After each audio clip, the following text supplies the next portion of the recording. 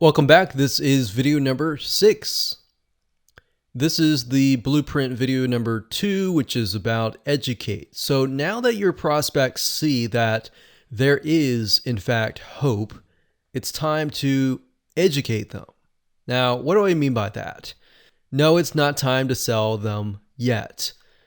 Think of this kind of like a webinar, except that it's not live. So you're going to give them really good information so that they walk away wanting more. Your goal is to merely shed light that there is hope and then continue to break their walls and objections. Now, all prospects have a reason why they feel that there is no solution.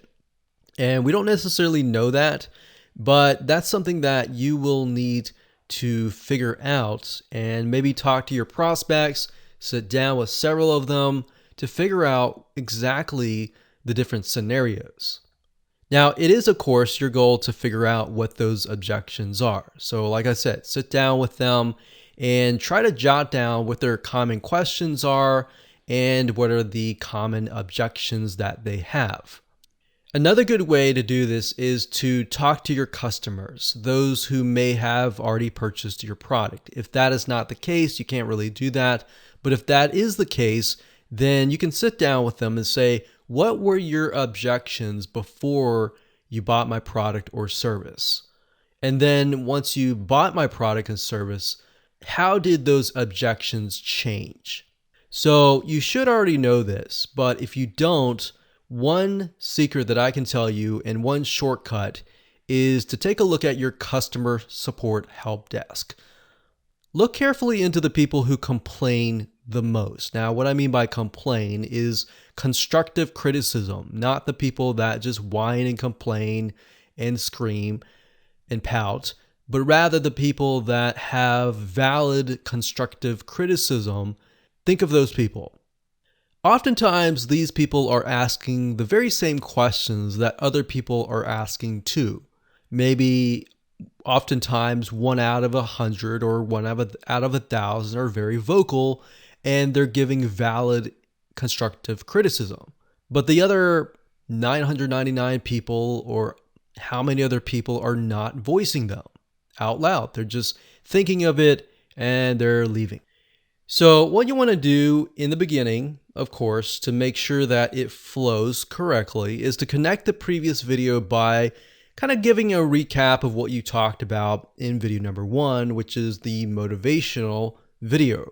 You got to remember that people will forget what you taught earlier. So you want to briefly discuss what you'll be talking about in this video. And then after that, you want to give another recap of the opportunity or the benefit that you promised in the prior video. And then you want to give a recap of the story that you told. You want to keep this short, of course, so that they are going to remember the hope that you promised them. Now, there's still going to be a little bit of skepticism in there. So you want to make sure that you back up this hope with proof. So you can do that in several ways. You can demonstrate your results in an educational format, not a salesy way, via a case study. You can also demonstrate your results in an educational format via your client's testimonials, or if your client was able to sit down with you and be part of a case study, you can provide that in an educational format. So what I mean by that is, let's say, for example, that you're showcasing your client's case study. So in a non-salesy way, you can show what happened before. Maybe the client had objections, they lost hope, but then they tried your product and then this is what happened. So you definitely want to do that in a non-salesy way. And I know I keep repeating that, but the more you are more educational, you give them information that they can walk away thinking, wow, this was a really good video. I want more. Then you want to teach them something new that will conquer another common objection. So as I talked about in video 1, which was the previous video of the Blueprint series, I talked about you need to figure out the objections and create a list of them, because what you're trying to do here is sprinkle them throughout the 4 videos. So in this case, you could teach them several things, several objections, and then how you can conquer those. The next thing you can do is teach them what they need to do. The what's, the whys, but not the hows. So you got to remember the what's and the whys are what do you need to do? Why do you need to do it? But the hows are going to be left with your product and service.